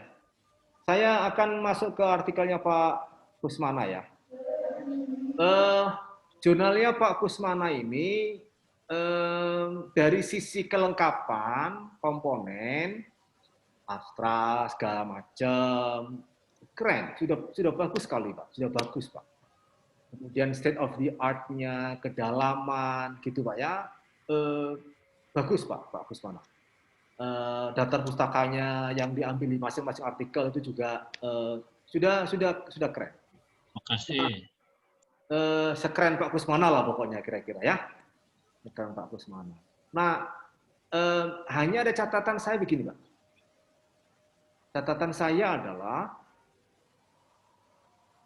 ada artikel Pak, ini di edisi yang terbit terakhir yang membahas tentang hermeneutika Friedrich Schleiermacher. Saya nggak tahu daripada takut salah ada Pak Niam masalahnya ini. Yang pakarnya Jerman. Sebagai metode tafsir Al-Quran. Sebagai metode tafsir Al-Quran. Nah, saya buka itu Pak sebagai uji petik saya Pak Kusmana. Nah, problem pertama yang penting Pak Kusmana adalah soal tingkat novelty di artikel ini Pak. Ketika kemudian saya cek apakah menggunakan Google Scholar macam-macam ya, irisan-irisannya agak kuat gitu dengan yang lain-lain. Nah, itu pertama Pak Kusmana. Nah, yang kedua adalah soal pemilihan terhadap case ayat yang sedang menjadi bahan kajian. Yang mungkin perlu diperkuat dari artikel seperti ini adalah reasoning. Kenapa Al-Ikhlas?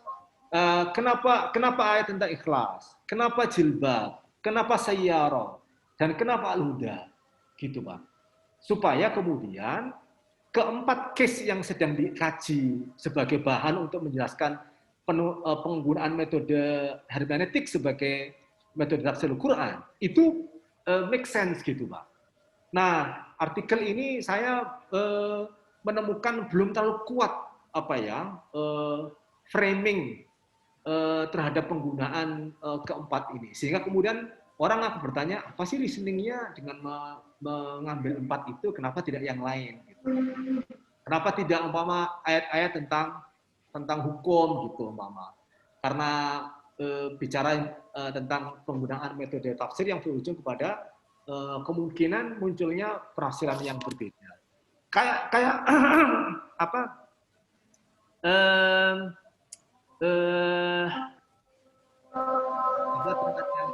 yang milkul yamin lah, kira-kira gitu loh Pak ya, yang menjadi perdebatan panjang. Ini kan kira-kira case-nya begitu. Nah, mungkin akan lebih tambah keren lagi Pak Kusmana jika ada nanti teman-teman di jurnalnya Pak Kusmana memberikan perhatian pada dua isu penting itu Pak Kusmana.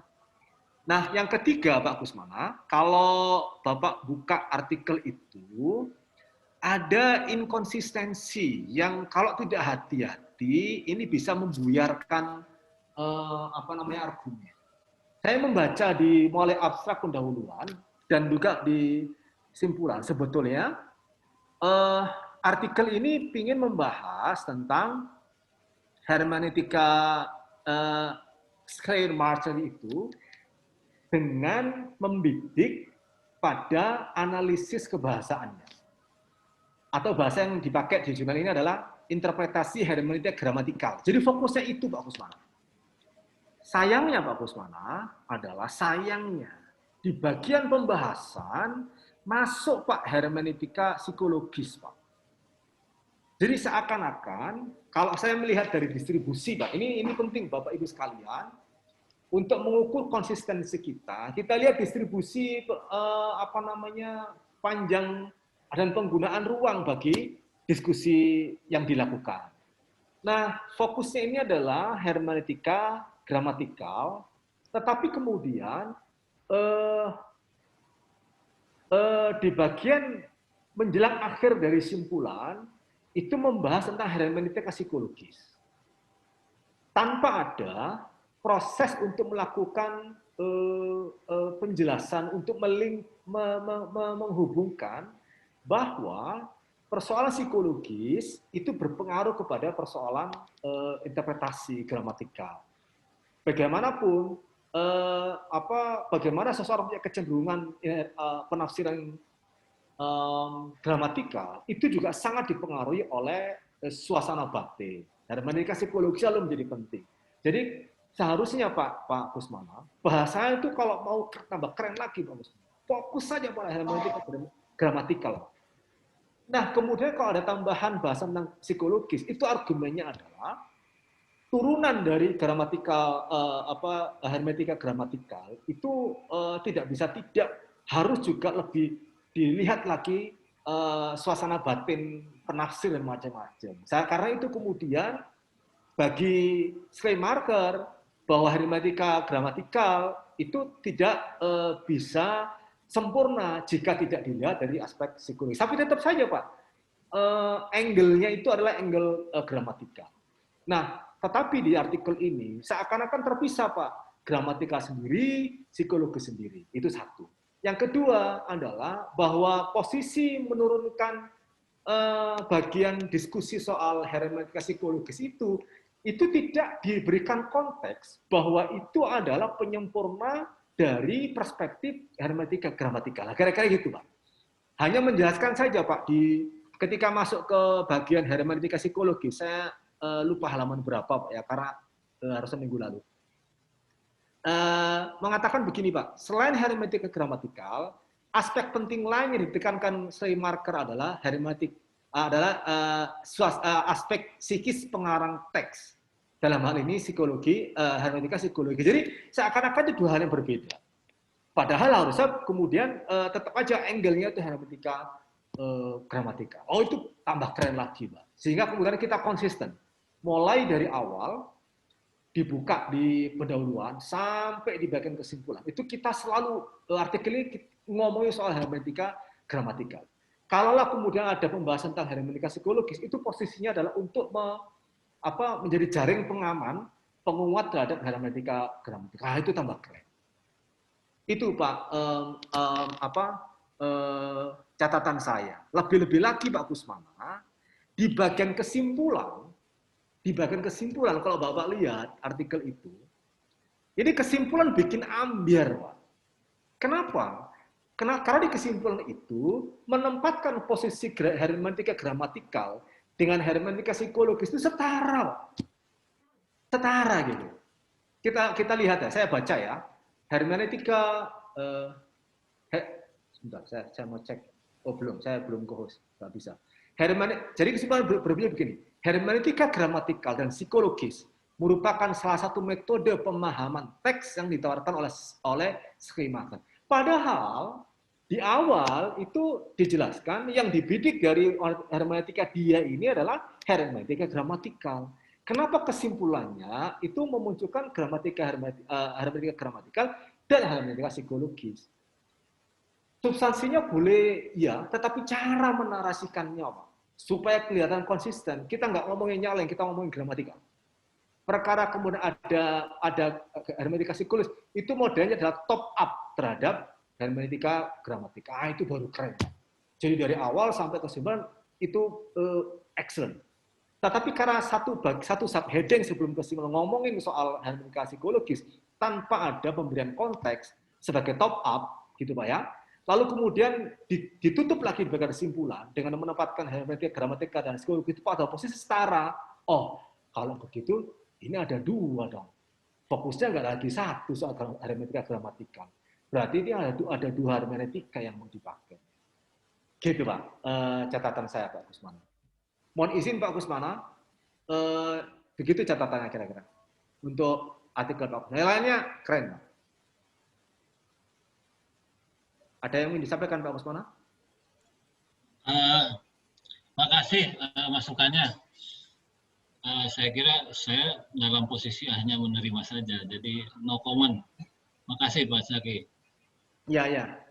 Sayang Pak Kusmana, saya nggak bisa share screen ya. Jadi saya buka makalahnya.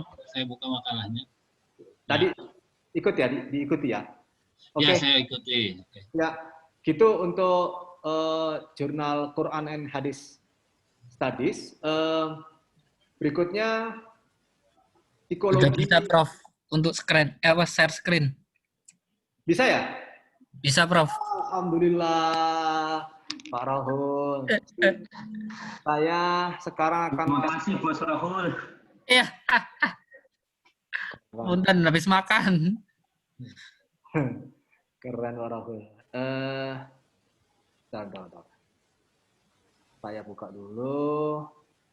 Ini artikel tentang psikologi Islam dan budaya. Psikologi Islam dan budaya. Oke, dari UIN Bandung. Saya akan menyampaikan yang spesifik aja, yang common mistakes-nya kurang lebih penjelasannya sama lah. Dari UIN Bandung ada ya, Pak Niam? Teman-teman, ada ini ya? Hadir. Oh ada, Hadir. ada Kailah Nurlaila ya? Oke. Iya betul. Jurnal ini keren Bu. Bagus gitu ya. Seperti yang tadi punya Pak Kusmana, keren. Dan yang dibahas saya uji petik dari saya ambil aja dari artikel di edisi terakhir. Semua dari awal sampai akhir ini memang dalam konteks dan cakupan kajian psikologi Islam ya dan budaya gitu, psikologi Islam. Dan ini keren. Bagi saya capaian ini perlu dipertahankan dan ke depan ditingkatkan lebih lanjut, Bu. Karena konsisten. Saya tidak tahu berapa artikel yang Ibu yang masuk pada seleksi Ibu untuk satu edisi, tapi dari sisi konsistensi pada cakupan, pada scope, ini cukup bisa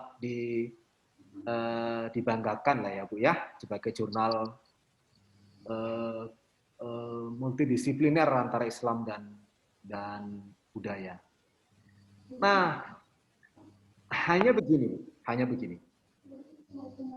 Penekanan pada konteks lokal pada artikel yang menjadi lokalitas kajian psikologi itu agar diperkuat. Saya kebetulan aja kok yang mencolok bagi saya konsep bingah skill yang di bagian akhir dari edisi itu. Saya menemukan gini Bu, yang bagi saya menarik. Jadi seperti sejak awal dipakai dimensi bingah itu happiness ya Bu ya. Iya. Ya, bingah itu happiness. Nah, teori yang dipakai itu Agile and Hills tahun 2002. Dengan 5 kerangka dimensi, 5 dimensi yang individu. Gitu Bu ya. Dari sisi ini keren. Lalu Ibu melakukan analisis validitas terhadap konsep icon yang diketahui dengan 22 item itu untuk mengukur 5 dimensi itu. Top, bagus. Dari sisi itu, sayangnya kemudian adalah saya nunggu Bu. Saya sedang menunggu adakah dimensi budaya yang Ibu masukkan, yang dimasukkan artikel ini, yang itu menjadi penguat dari temuan ini Bu. Kenapa? Ini penting karena kajian psikologi itu tidak bisa lepas dari local context of culture. Contoh paling konkret itu, kemarin ada diskusi waktu saya dengan teman-teman di psikologi UI itu di LPDP untuk seleksi beasiswa. Jadi yang di Amerika ada tes psikologi tentang motivasi dan motivasi dan sikap keberanian ya Bu ya dalam ketika diwawancara. Nah, instrumen yang dipakai itu psikologi yang berkembang di masyarakat Amerika. Ngukurnya justru kalau orang wawancara itu harus tegak lurus, posisinya tegak menghadap yang diwawancarai dan menatap wajah gitu.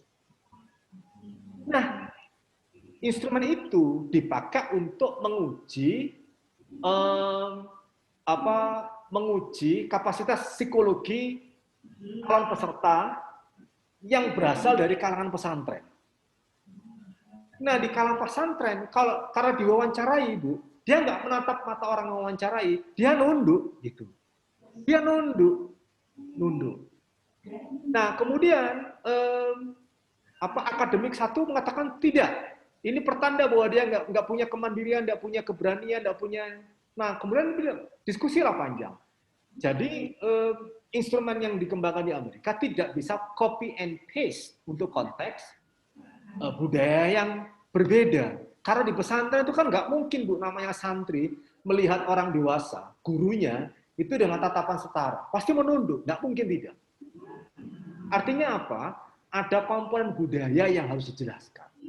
Nah, dalam konteks ini, ketika Ibu menggunakan artikel menggunakan teori orang Barat ini, ketika masuk kepada konteks masyarakat Sunda, nah budaya Sundanya nggak terjelaskan dengan baik. Sayangnya di situ. Jadi ke depan mohon izin Bu Ila, mungkin akan lebih baik karena jurnal Ibu ini adalah psikologi Islam dan budaya. Ada komponen budayanya. Sementara psikologi itu tidak bisa lepas dari konteks local culture. Nah, diskusi dan analisis tentang local culture-nya itu agak diberi ruang, gitu, supaya konsisten. Nah, kalau tidak, maka ujungnya akan copy and paste dari instrumen yang berkembang di peradaban atau kultur masyarakat yang berbeda. Gitu ya, Bu Ila ya. Saya kira itu untuk jurnal Ibu. Nah, kemudian saya ingin mengutip lagi jurnal Prophetic. Terima kasih, Prof. Makasih Bu.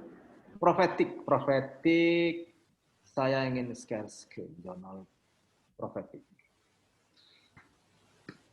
Prophetic ini mana tadi ya? Prophetic Win Jogja ya? Iya, Prof. Oke. Ada ya? Artikel jurnal Bapak bagus, Pak. Saya senang membaca jurnal Bapak. Cuma catatan saya, Pak, satu soal penggunaan istilah asing, Pak. Mohon hati-hati banget. Ini yang tadi kita sampaikan, kita diskusikan di awal tadi, Pak. Mari kita lihat, Pak. Saya hanya melihat dari daftar isinya aja, Pak. Belum masuk ke artikel, baru daftar isi. Di sini Bapak menggunakan istilah social media literacy. Lalu saya cek, jangan-jangan itu typo. Ternyata di sini muncul lagi, Pak, digital literacy. Karena lebih dari satu kali saya ambil kesimpulan, ini berarti bukan typo. Bukan typo. Kalau bahasanya orang Surabaya hari-hari ini, Pak, angel, yes, angel gitu. Udah sulit. Kan lebih dari sekali, Pak. Lebih dari sekali. Nah, ternyata ini suudzon saya, Pak. Suudzon. Pembacaan saya, ini terprovokasi dengan terjemahan Inggris ke Indonesia. Asal ada si, itu berarti belakangnya shen.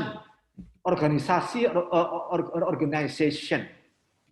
Improvisasi, gitu ya. Dia dianggapnya improvisation gitu. Padahal bahasa Inggrisnya enggak. Gitu. Sama dengan ini, Pak. Literasi itu disangkanya kemudian adalah diterjemahkan menjadi literation. Padahal itu bukan literation. Harusnya ini sangat common sekali, Pak, istilah digital literacy. Religious literacy. Jadi literacy bukan literation. Nah, dua artikel ini menggunakan istilah yang mungkin lebih tepatnya atau lebih halusnya itu kurang benar lah, Pak, ya, untuk mengatakan salah, untuk tidak mengatakan salah. Iya, Prof. Nah, itu, Pak. Kemudian kesalahan yang berikutnya juga terjadi pada artikelnya Zuli Qadir.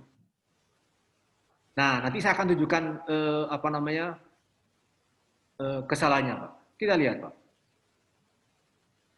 Nah, di sini saja, Pak, kita lihat itu ada bilang imagination of religion and politics in media era post-truth. Jadi word ordernya aja sudah salah. Word order sudah salah. Karena ini aja salah, lalu kemudian reviewer akan bilang, ini mungkin perlu lebih serius lagi kali ya mengelolanya gitu. Lalu saya buka Pak, saya petik aja artikelnya Zulil Qadir. Ternyata Pak Niam mohon nanti diberikan penguatan Pak Niam tentang penggunaan dua judul. Ada judul bahasa Indonesia yang di bawah ini, ada judul bahasa Inggris. Feeling saya, jangan-jangan ini artikelnya berbahasa Indonesia. Sehingga supaya masuk ke pembaca asing harus diterjemahkan ke dalam bahasa Inggris. Satu, terjemahannya salah, Pak. Antara ini, ya, dengan di sini nggak sama. Coba kita lihat, Pak. Kalau ini mengatakan imagination of religion and politics in media post-truth era. Word ordernya kurang pas. Ya, dan seterusnya. Seharusnya kan setelah media ada kata lain lah ya untuk menjelaskan ini semua. Nah, ini diterjemahkan dari bahasa Indonesia ini. Imajinasi agama dan politik di media era post-truth. Nah, dalam bahasa Indonesia mungkin ini tidak perlu harus karena sudah ada di yang lain dan seterusnya. Tapi ini ketika diterjemahkan begitu saja ke dalam bahasa Inggris menjadi masalah, gitu ya. Sementara judul ini tidak sama dengan yang ada di judul laman depan, gitu. Tidak sama dengan di laman depan. Nah, ini yang menyisakan masalah. Pak Niam nanti mau dikasih tambahan Pak Niam, penguatan di ruang. Apakah kemudian perlu begini, gitu ya, dan seterusnya. Contoh paling konkret Bapak sekalian, bagaimanakah kemasan bahasa Inggris kita di jurnal-jurnal kita ini. Mari kita lihat di bagian metodologi, Pak. Ini artikel modelnya Imrat. Nah, khusus metodologi dia cuma ngambil 6 baris. Penjelasan metodologi cuma baris. This article based on literature. Nah, ini dari sini udah kelihatan kurang pas, Pak. For explain the problems. Ini kelihatan sekali terjemahan Google. Google mania ini. Ini Google mania. Kalimat kedua, Pak, ini juga salah juga, Pak. This is article the aims to explore. Nah, ini Google mania ini. Ini husnudzon saya yang sayyi'ah ini adalah terjemahan Google Scholar. Nah, ini kalau di pembaca asing mungkin menjadi penghalang betul untuk bisa sampai kepada makna yang bisa dipahami gitu. Mungkin itu Pak Niam problem umum kita Pak Niam terkait dengan kemasan bahasa ya berat tapi memang harus kita upayakan bersama-sama sebagai bagian dari jihad. Pak Niam mohon dikasih penguatan Pak Niam kepada Bapak Ibu sekalian terkait dengan teknis pemberian judul yang 2. Padahal artikelnya bahasa Inggris, Pak Niam. Ini artikel bahasa Inggris, dikasih judul 2, ya ada Inggrisnya, ya ada bahasa Indonesianya. Saya nggak tahu tingkat konsistensinya dengan yang lain ya. Gitu Pak Niam. Mohon izin Pak Niam, monggo.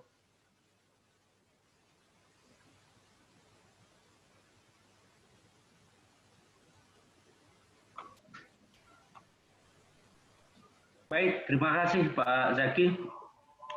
Dan akhirnya telah diperkenankan untuk share screen yang sangat penting itu tadi. Kalau enggak, wah saya sulit untuk membayangkan penjelasan itu tadi. Ya, dimudahkan itu untuk wilayah ini. Baik, Bapak Ibu sekalian, menyambung dari apa yang disampaikan oleh Pak Zaki yang terkait dengan bahasa Inggris yang ada di title, abstract, kemudian ada di roman script keywordnya ya, roman script pakai roman script untuk yang ada di bagian-bagian itu menjadi persyaratan minimum kriteria itu ya. Nah, kemudian ketika title di dalam bahasa Inggris dan kemudian ternyata isinya itu adalah bahasa lokal, itu memang ada peluang, boleh saja itu. Tetapi kenyataannya yang terindeks, yang di Scopus, model yang begitu itu tidak banyak. Jadi dengan demikian sebenarnya yang dipersyaratkan adalah ya semuanya lah akhirnya dalam bahasa Inggris. Walaupun sekali lagi bahwa di yang terindeks di Scopus, contoh kasus di jurnal dari Malaysia itu Sakofah atau apa namanya, itu campur-campur, ada bahasa Melayu, ada bahasa Inggris, ada bahasa yang lain. Nah, pada cara penempatannya pun juga ya kalau yang berbahasa Melayu ya ditulis dengan bahasa Melayu di judul, di title dan juga di yang lainnya. Ini yang penting. Kemudian pada wilayah untuk di Google Scholar ataupun di indeksasi di profil Google itu akan mengalami trouble. Misalkan judul yang ada di laman homepage yang ada di jurnal itu pakai bahasa Inggris, padahal teks sebenarnya itu adalah bahasa Indonesia. Nah, di sini ini Google sudah memberikan semacam perhatian dan protes kepada para editor jurnal agar menyesuaikan. Kalau memang itu judulnya dalam bahasa Inggris, ya teksnya ya dalam bahasa Inggris. Bukan judulnya dalam bahasa Inggris, tapi kemudian teksnya dalam bahasa yang lain. Nah, ini menyulitkan proses pencarian itu nanti di Google-nya. Ini secara teknis ya. Kemudian nanti untuk yang lebih real dan konkret, silakanlah branding ke jurnal-jurnal yang sudah mapan, yang sudah established, yang eksis, yang konkret. Bagaimana ketika menerapkan dua versi, itu tadi ada versi bahasa Inggris dan versi bahasa Indonesia. Tetapi pada tataran praktisnya, itu Scopus menghendaki sedemikian itu. Memang untuk title, abstrak, kata kunci itu dalam bahasa Inggris. Ya. Tapi kemudian yang konten, full teksnya, PDF-nya bisa dalam bahasa lokal, tapi tidak banyak yang model begini ini yang terindeks di Scopus. Baik, saya kira itu ya jawaban saya tentang penguatan yang di situ. Persilahkan untuk tanya jawab sekarang sesinya. Kita masih ada waktu sekitar 12 menit. Boleh, Prof? Bentar, Pak Nem. Ada penguatan satu lagi, Pak Niam. Ya, silakan Pak Zaki. Saya ingin memberikan penguatan di wilayah ini.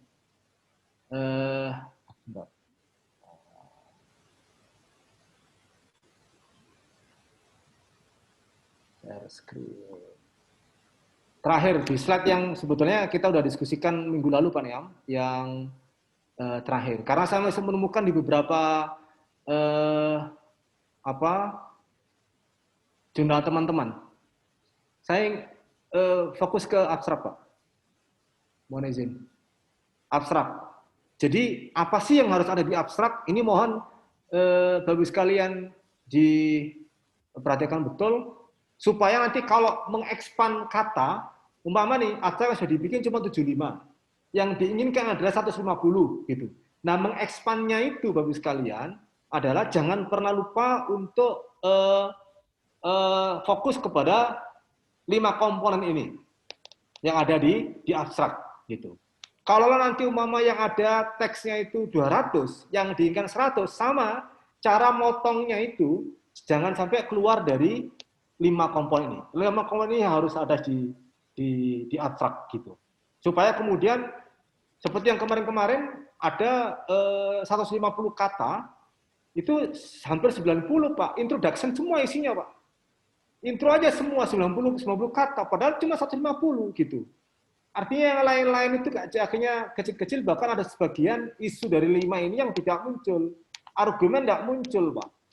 Gitu. Nah, ternyata argumen sama finding itu dua hal yang bisa saja setara, bisa saja tidak. Gitu. Nah, template ini Bapak Ibu sekalian untuk mengukur apa sih yang harus kita lakukan untuk masing-masing, mohon menjadi perhatian kita bersama, Pak Niam. Itu aja, Pak Niam, penguatan terakhir, Pak Niam. Thank you, thank you.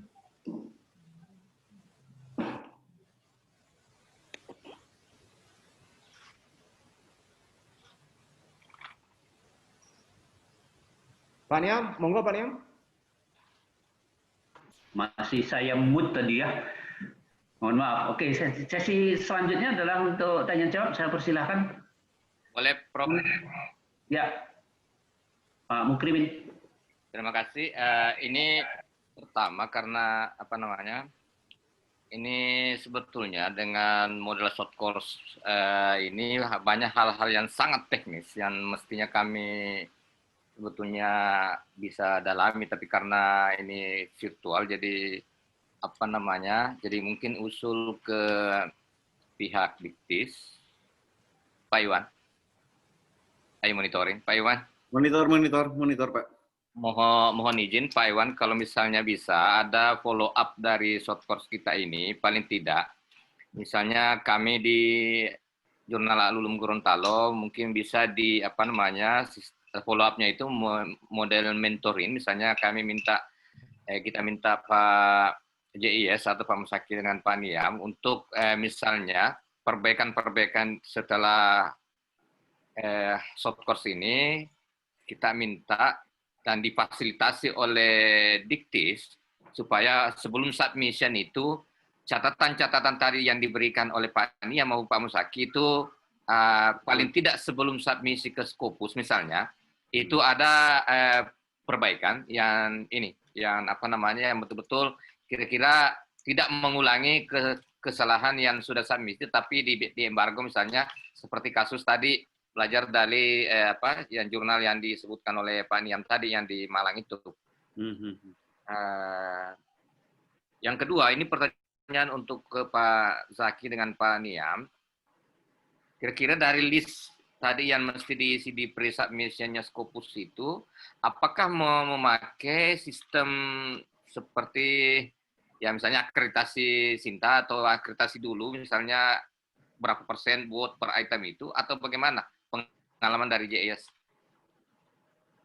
Kita minta dari berapa persen per item gimana maksudnya Pak Mukrimin? Adakah misalnya persentase misalnya pertanyaan 1, 2 dan seterusnya itu berapa, apakah itu dikasih bobot atau bagaimana? Apakah misalnya dinilai sama oleh Scopus misalnya yang diisi form yang diisi di Scopus itu?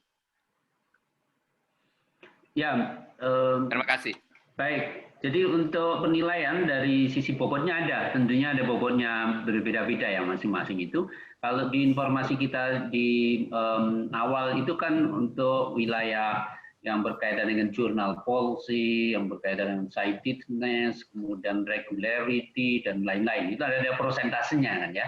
Nah di item-item itu kan tentunya juga menyangkut kepada, oh itu bagian dari yang mana, apakah menyangkut dari journal policy atau dari yang mana. Nah itu nanti akan diterjemahkan itemnya oleh sistem yang dikelola, yang dikembangkan oleh Scopus sendiri untuk masing-masing itu.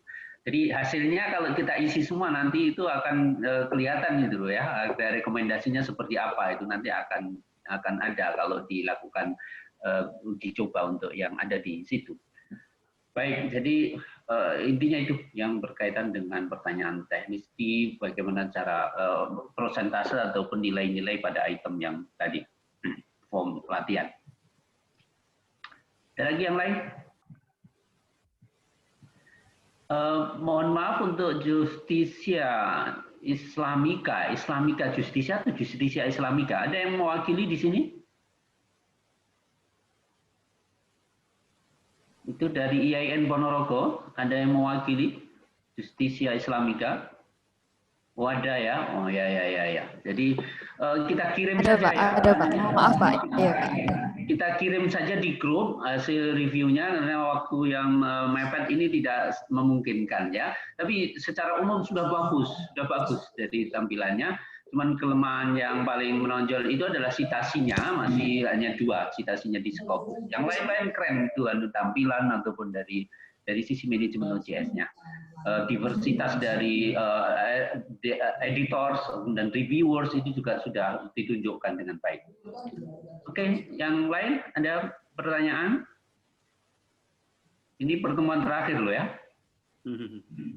Silakan, tadi pesannya Pak Iwan tadi selesai di sini katanya kalau ada pertanyaan.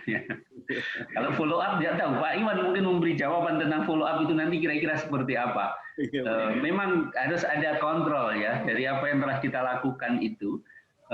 Kalau di MOU di kontrak belajarnya di awal itu kan ini siap submit gitu ya.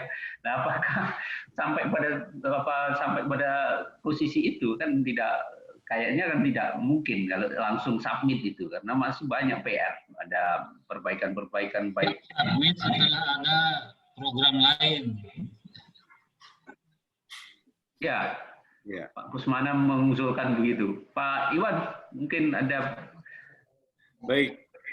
Jadi usulan-usulan dari bapak-bapak sekalian memang akan kami pertimbangkan untuk mengadakan sekali lagi sebelum paper itu disubmit. Jadi diharapkan bahwa apa yang sudah disarankan ataupun yang dianjurkan oleh bapak narasumber kita itu sudah benar-benar dirubah dan jangan sampai melakukan kesalahan sampai 2 kali.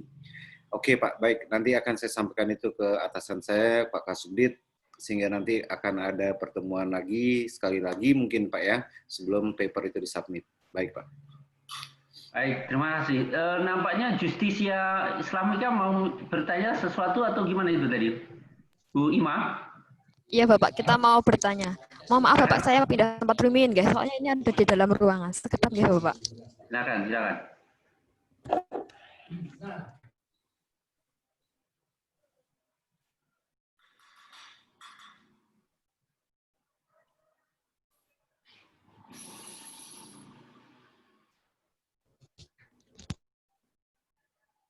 Tadi ada suatu kendala karena tadi kita juga ada dapat undangan dari IJIM, dari jurnal Salatiga. Ada apa niku sosialisasi. Ya Bapak. Ya, silakan. Halo, diversity Bapak. Mengenai autodiversity kan kemarin kita awalnya kita izin untuk mengenai autodiversity Bapak. Untuk masalah autodiversity itu kan awalnya 3 benua. Dan ternyata kemarin ada salah satu prasyarat lagi, ternyata 5 benua lagi. Mohon untuk sarannya Bapak. Kemudian mengenai diversity editor juga. Mohon untuk penjelasan lagi mengenai autodiversity itu, untuk editor diversity itu berapa negara atau berapa benua dari untuk diversity editor. Kemudian untuk citasi, kita juga sudah berupaya minta tolong dari beliau-beliau yang ada di IAIN Ponorogo. Apabila beliau sudah menulis Scopus, kita minta untuk kita kekurangan juga. Mau nambah niku agak lumayan sulit jurus itu atau cara lain untuk menambah citasi. Sinyalnya jelek. Iya. Baik, Bu Ima, poin yang tadi ya, ini nampaknya naik turun dan tidak jelas ya. Saya sudah menangkap ada beberapa pertanyaan ya. Saya jawab untuk melihat itu, kita share screen dari pre-evaluation tadi. Tentang diversity dari author ya, author dan juga dari editor. Nah, dari 5 benua itu yang untuk yang editor dan reviewer itu menjadi syarat ya, menjadi syarat untuk melihat bahwa jurnal ini memang adalah internasional ya. Tapi kemudian khusus untuk yang author itu bisa dilakukan apa yang disebut dengan ya politik di dalam proses submisinya. Jurnal ini kan sudah sejak tahun 2011 kan ya, jadi sudah punya rekod yang panjang. Kalau minimum kan persyaratannya 2 tahun ya, 2 tahun saja. Nah, kalau 2 tahun itu untuk memilih 9 artikel yang mempunyai diversity dari sisi autornya itu akan sangat sulit ya. Tetapi kalau itu adalah ada pilihan banyak dari tahun 2011, maka kemudian untuk memilih yang terbaik dari 2011 itu akan memungkinkan ya. Memungkinkan untuk bisa memunculkan dari berbagai macam author. Yang diversity itu tidak saja geografisnya, asal negaranya, tetapi diversity itu juga sesuai dengan fokus and scope dari jurnal, expertise dari penulis itu sesuai dengan cakupan dari keilmuan yang dinaungi jurnal.